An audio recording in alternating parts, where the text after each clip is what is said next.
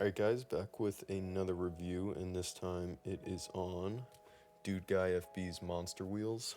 I picked these up in October for $40 plus $5.50 shipping inside the US. With tax it was like around 50 bucks. It shipped out a couple days later and arrived within a week or so. Since coming back to the scene and seeing all the new products out, I've been really enjoying bigger wheels, so I wanted to go ahead and see what these were about, because I think these are the biggest wheels you can basically get, at least that I know of, and they just look really fun and interesting. So let's talk about the dimensions of these. I don't know if it was listed on the site when I picked it up, because I don't see a listing anymore for these monster wheels, but when I measured them with my caliper, it was 12 millimeters in diameter and 7 millimeters in width. To compare that, I think the next biggest wheel that I have are these relics that I did a review on, and these are 8.5 millimeters in diameter and 5 millimeters in width.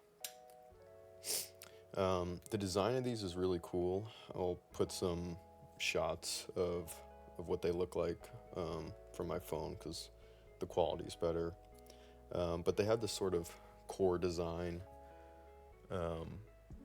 where the outer tire tread is, I guess, either glued over the inner core, or I don't know, maybe it's press fit somehow. But yeah, it does look like two separate pieces. They feel solid though, and they look really cool. If you don't know that these Dude Guy wheels, I believe all of his wheels besides his recycled skateboard ones are 3D printed. And you can kind of see the 3D printed texture on these, especially on the surface of the wheel, or like the outer surface. But I mean, it's not really that noticeable, and I think the wheels still look cool. So as I mentioned, these come with riser pads, and I actually had filmed this review before, and I was only using a single set of riser pads, and I was getting very bad wheel bite.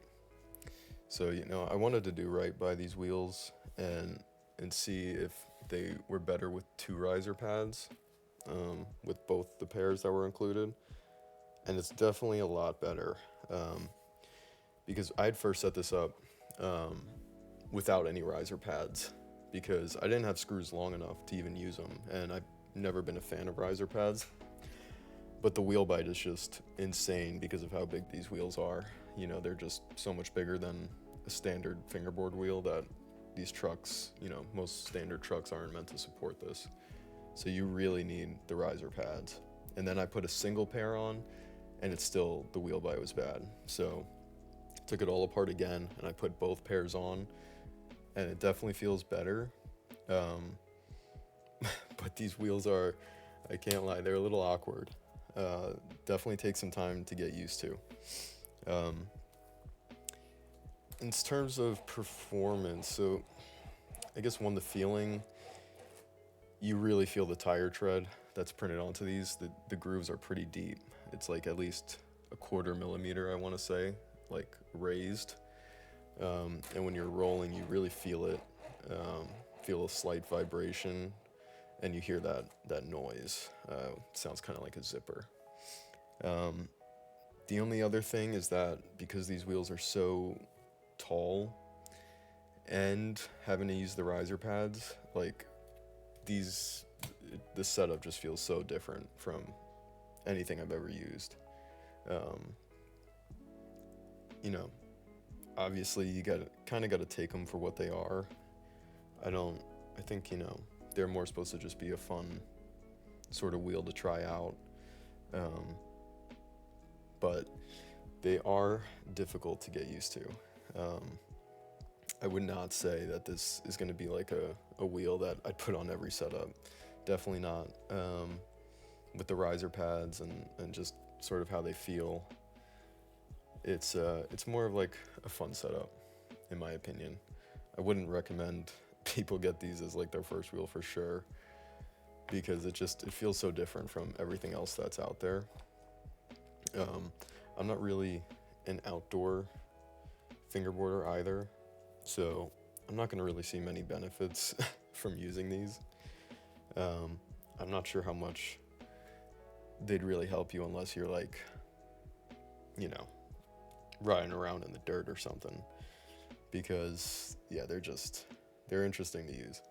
I don't know if I'd get another set, because I feel like I'm just kind of gonna leave this setup how it is, and I think it's fun and it's just something, you know, that I've never seen before, and I think it's cool to add to the collection. But yeah, they're a little difficult to use. I definitely would try some of his other wheels though, because the quality on these is good. You know, I think he delivered on everything that these wheels are, and I kind of knew getting them that they were just more for a collection thing. But I was also, you know, kind of curious and thinking, you know, I do like bigger wheels, so maybe these will be, you know, awesome. But yeah, I think I'm gonna stick with riding relics and the blistered cowards for now.